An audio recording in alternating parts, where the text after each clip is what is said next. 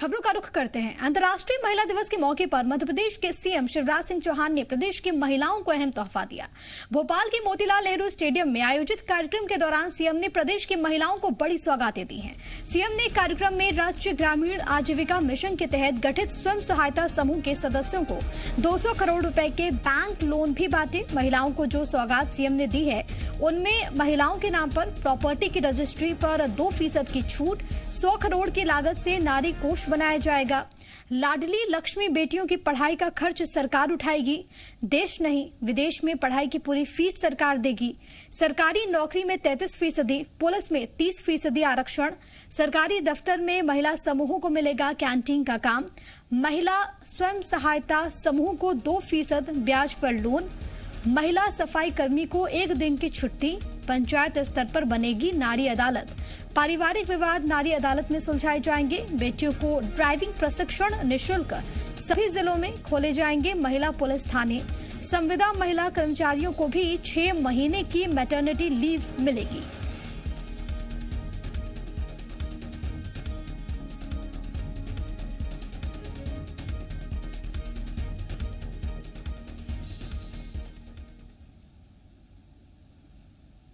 जितनी लाडली लक्ष्मी बेटियां हैं मध्य प्रदेश की धरती पर, उनको कॉलेज की पढ़ाई, चाहे वो मेडिकल कॉलेज में एडमिशन हो, चाहे चिन्हित इंजीनियरिंग कॉलेज में एडमिशन हो, चाहे आईआईटी आईआईएम में एडमिशन हो, चाहे देश में एडमिशन हो, चाहे विदेश में एडमिशन हो, उन बच्चियों की उच्च शिक्षा की फीस मम्मी पापा नहीं भरवाएंगे, उनका मामा शिवराज सिंह चौहान भरवाएगा। आज आपके उत्साह को देखते हुए मुझे लग रहा है कि 4% नहीं, अब केवल 2% ब्याज पर ही स्वास्थ्य सहायता समूह को कर्जा दिया जाएगा। क्या अगर बहन के नाम, पत्नी के नाम, बेटी के नाम कोई संपत्ति खरीदेगा तो रजिस्ट्री में जो फीस लगती है, रजिस्ट्री कराने में जो पैसा लगता है, उसमें बहन के नाम पे करने पे 2% की छूट दी जाएगी। दुर्भाग्यपूर्ण घटनाएं होती है, मन व्यथा से भर जाता है। ऐसे दुष्टों के लिए तो कुचल देना ही ठीक है।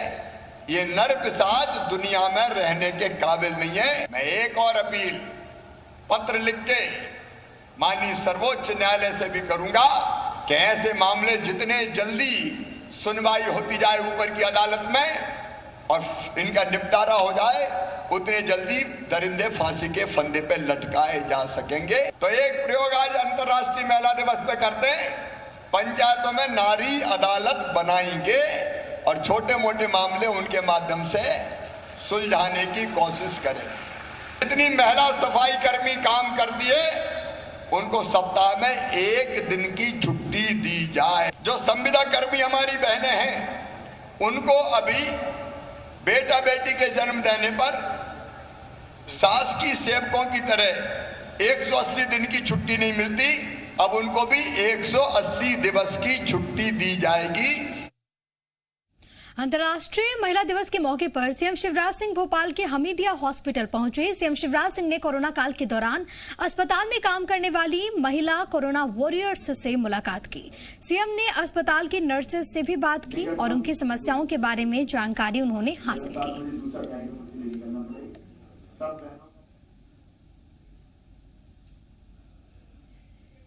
वहीं महिला दिवस के मौके पर भोपाल के हाट परिसर में नारी तू नारायणी कार्यक्रम आयोजित किया गया। कार्यक्रम में शामिल होने पहुंचे सीएम शिवराज का काफिला आज महिला में रहा। सिक्योरिटी से लेकर ड्राइवर तक हर जिम्मेदारी महिलाओं के हाथ में रही। सीएम शिवराज सिंह चौहान ने कहा कि महिलाएं दुनिया में हर काम कर सकती हैं, सड़क पर वाहन चलाने से लेकर अंतरिक्ष में विमान उड़ाने तक, अपराधियों को सजा देने से लेकर खेती का काम करने तक नारी सब कुछ कर सकती है। सीएम शिवराज सिंह ने कहा कि उनकी सरकार महिला सशक्तिकरण की दिशा में काम कर रही है। महिला सशक्तिकरण उनका नारा नहीं, मिशन है। सीएम ने कहा कि महिलाओं के प्रति अभी सम्मान और समानता की कमी है। तू नारायणी, हमारी बहनें, बेटियां, माताएं दुनिया का हर काम कर सकती हैं। वो सड़क पर गाड़ी चलाने से लेके अंतरिक्ष में यान चलाने तक का काम, सरकारें चलाने से लेकर प्रशासन चलाने का काम, लेकिन जरूरत है उस शक्ति को पहचान कर उसका उपयोग करने की। कोई भी देश प्रदेश बहनों की शक्ति और क्षमता का उपयोग किए बिना प्रगति नहीं कर सकता। बिल्कुल, आने वाला टाइम काफ़ी अच्छा होगा। जैसे आज हम लोग को ये रिस्पॉन्सिबिलिटी मिली है, हम लोग प्रूफ करेंगे, तो आगे हम लोग उम्मीद करते हैं कि आगे भी हमको सीएम सिक्योरिटी में कहीं ना कहीं लाया जाएगा और हमारे लिए भविष्य और अच्छा होगा कि हमें ये सेवा का अवसर मिलेगा कि हम सीएम सर की सिक्योरिटी पे आए। हमारी ड्यूटी का एक हिस्सा हुआ करती थी, लेकिन आज का जो इनिशिएटिव है कि पूरी टीम महिलाओं की है, तो ये हमारे लिए बहुत प्राउड मोमेंट है। अंतर्राष्ट्रीय महिला दिवस पर मुख्यमंत्री शिवराज सिंह चौहान कलेक्ट्रेट कार्यालय स्थित दीदीज कैफे पहुंचे, जहां पर उन्होंने स्वयं सहायता समूह के महिलाओं से मुलाकात की, फिर उनके साथ मिलकर दोपहर का भोजन भी किया। इस दौरान सीएम ने महिलाओं से उनके काम के बारे में जाना और चर्चा की।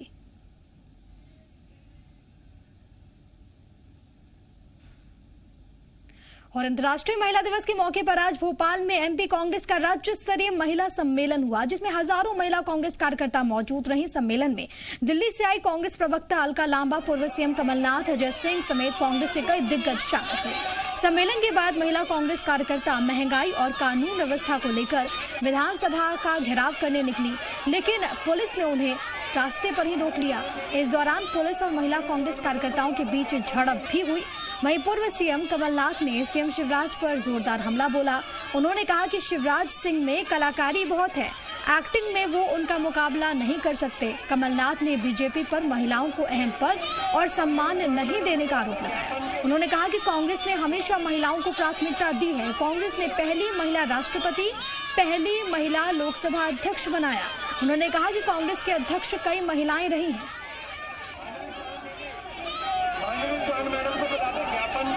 अंतर्राष्ट्रीय महिला दिवस पर मैं सब बहनों को शुभकामनाएं देता हूं। आज बड़ी दुख की बात है कि मध्य प्रदेश में हर दिन 15 बलात्कार हो रहे हैं, कितने अपहरण हो रहे हैं, ये आज पूरा प्रदेश में।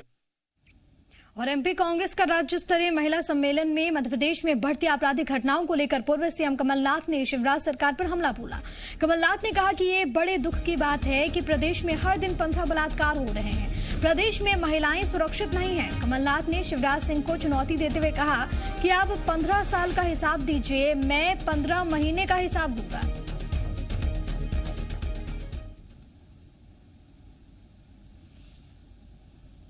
विधानसभा में ही आंकड़े दिए गए, रोज 15 महिलाओं का बलात्कार होता है और शिवराज जी मामा बनते हैं। कलाकारी, ये आज प्रश्न पूछते हैं, सरकार इनकी, मुख्यमंत्री इनका, राज्यपाल इनका, प्रधानमंत्री इनका, और प्रश्न पूछेंगे मेरे से, प्रश्न पूछेंगे मेरे से।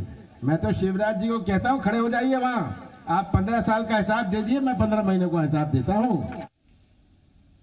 एमपी विधानसभा में धर्म स्वतंत्रता विधेयक पास हो गया है और इसके पहले सदन में विधेयक पर चर्चा हुई। विपक्ष ने विधेयक का विरोध किया। कांग्रेस विधायक गोविंद सिंह ने कहा कि इस विधेयक की कोई जरूरत नहीं थी, संविधान में पहले से कई प्रावधान है, लेकिन सरकार के पास कोई काम नहीं और इसलिए वो कोई भी विधेयक ला रही है। गोविंद सिंह ने आरोप लगाया कि गृह मंत्री केंद्र से वाहवाही लूटना चाहते हैं और इसलिए यूपी की नकल कर मध्य प्रदेश में कानून बना दिया। कांग्रेस विधायक हिना कांवरे ने कहा कि सरकार को इस कानून की जगह युवाओं को सक्षम बनाना चाहिए। तो वहीं बीजेपी विधायक सीता शरण शर्मा ने कहा कि यह विधेयक संविधान के अनुरूप है, कमजोरों और असहायों का कष्ट हरने के लिए सरकार कानून लाई है। वहीं बीजेपी विधायक यशपाल सिसोदिया ने कहा कि विपक्ष विशेष वर्ग की सहानुभूति के लिए विरोध कर रहा है। केरल हाईकोर्ट ने भी माना है कि दबाव में धर्म परिवर्तन की घटनाएं हो रही हैं। धार, शहडोल और बालाघाट डरा के, दबा के, प्रलोभन दे के, लालच देके अगर बहन और बेटियों के साथ अन्याय किया, विभाजन सी हरकत की, तो उसमें भी हम आजीवन कारावास की सजा देंगे। ऐसे दुष्टों को नहीं छोड़ेंगे।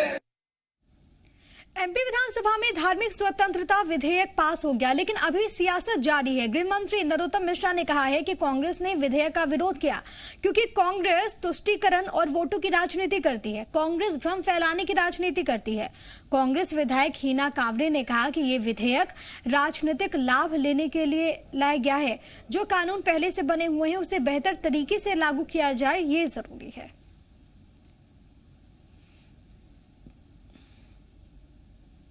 महिला दिवस पर अध्यक्ष जी ने विधानसभा की ने कृपा करके धर्म स्वातंत्र विधेयक अपनी बेटियों की, जिन बेटियों को शकील सूरज बन के ठगता था, कम से कम ऐसे संवेदनशील विषय पर तो कांग्रेस मौन ही रह जाती, बहिर्गमनी कर देती। लेकिन खुल के विरोध करना ये इस बात का द्योतक है कि जिस पार्टी की राष्ट्रीय अध्यक्ष महिला हो, उस पार्टी के लोगों का महिलाओं के प्रति सोच क्या। धार्मिक स्वतंत्रता विधेयक का मैंने और कांग्रेस पार्टी ने विरोध किया है क्योंकि ये पूर्ण रूप से एक राजनीतिक लाभ लेने के लिए लाया गया कानून है। माननीय गृह मंत्री जी से पूछा था कि आप मुझे बताइए कि जिस समय आप अध्यादेश लेकर आए कैबिनेट में, उसके पहले कितनी एफआईआर हुई है। वो तो जो एफआईआर का जिक्र उन्होंने उत्तर देते समय किया, वो तो आपका अध्यादेश कैबिनेट में जब आया, जो संशोधन आप लेकर आ रहे थे, उसके बाद के आंकड़े उन्होंने बताए। पहले के आंकड़े बताते क्योंकि आपका ग्राउंड तो उसी से तैयार होता है। तो धार्मिक स्वतंत्रता विधेयक पास होने के बाद भी सियासत खत्म होने का नाम नहीं ले रही। चिकित्सा शिक्षा मंत्री विश्वास सारंग ने कांग्रेस पर फोटो खिंचवाने के लिए प्रदर्शन करने का आरोप लगाया। तो पूर्व मंत्री पीसी शर्मा ने कहा कि लोगों का ध्यान भटकाने के लिए कानून लाया गया है। इस कानून में ऐसी कोई चीज नहीं है जिससे एक्ट कह सके।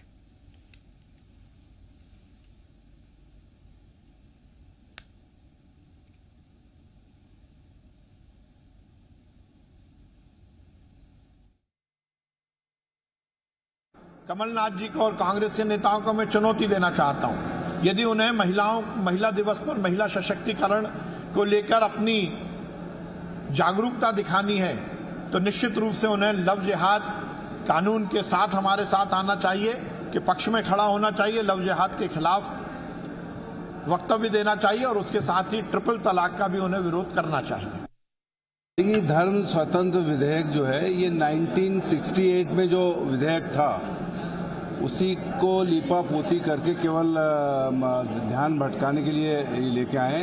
और इसमें कहीं पे भी 1968 के जो विधेयक था उसके पहले भी 1947 के पहले था, और बाबा साहब अम्बेडकर ने ये सब चीजें इसमें दे रखी थी। इसमें कोई चीज नहीं आई है।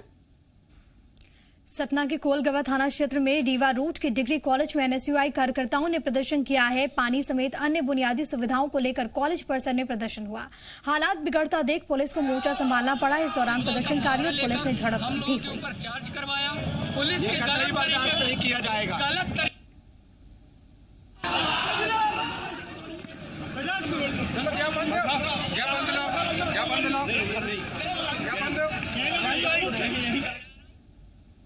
इधर बैतूल में कई महिला रसोइयों को पिछले 8 महीने से सैलरी नहीं मिली है।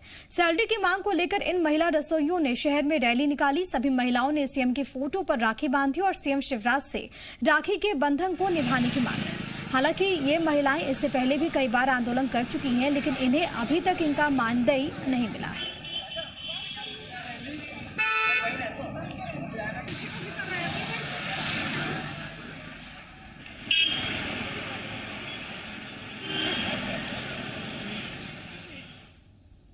और मध्य प्रदेश में चयनित शिक्षक अभ्यर्थियों का इंतजार आखिरकार खत्म हो गया है। अब उन्हें जल्द ही ज्वाइनिंग मिल जाएगी, जिसको लेकर दस्तावेज सत्यापन की तारीखों का ऐलान हो गया है। उच्च माध्यमिक के लिए चयनित अभ्यर्थियों का सत्यापन 1, 3, 5, 8, 9 और 10 अप्रैल को होगा, जबकि माध्यमिक शिक्षकों के दस्तावेज का सत्यापन 15, 16, 17, 22, 23 और 24 अप्रैल को होगा। बताते चले कि चयनित अभ्यर्थी ज्वाइनिंग के लिए 3 साल से इंतजार कर रहे थे। आज महिला दिवस के मौके पर चयनित महिला अभ्यर्थियों ने बीजेपी ऑफिस पहुंचकर धरना प्रदर्शन भी किया था, लेकिन अब आखिरकार उन्हें ये राहत मिली है क्योंकि अब तारीख सामने आ चुकी है दस्तावेजों के सत्यापन की।